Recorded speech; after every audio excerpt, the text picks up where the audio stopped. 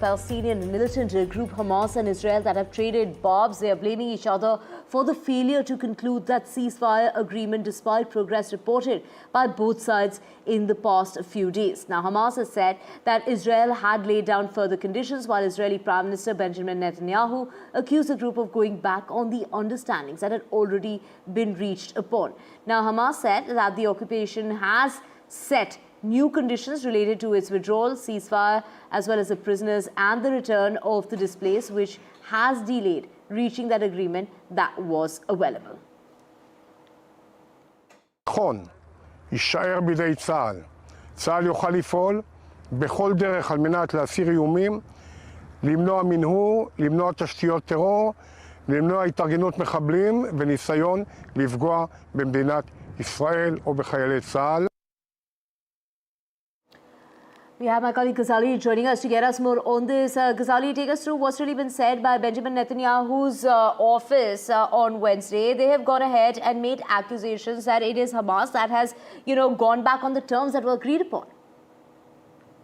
See, both sides, as you rightly pointed out in your intro, that both sides are accusing each other for stalling the negotiation talks. And this is not happening for the first time. In the last 1 year, many attempts have been made to bring both the parties on the table.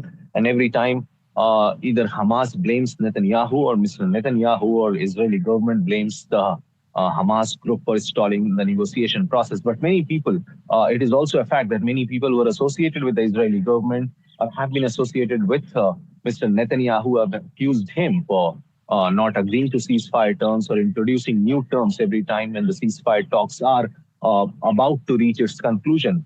But this time, why it is very significant, because we know that this has happened at a time when Biden's term is coming to an end. Mr. Trump will be in office by next month.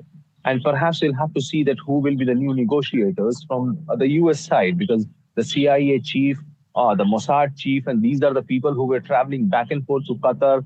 They were negotiating with Egypt and even Turkey to broker the ceasefire, but that has not worked now. And at this critical juncture, with a regime change or say the administration change in the United States, it will also have an impact on this negotiation talks as well, because Netanyahu and his government have shown that they are probably going to stay in Gaza to reoccupy the Gaza again and install their army and other resources on the ground.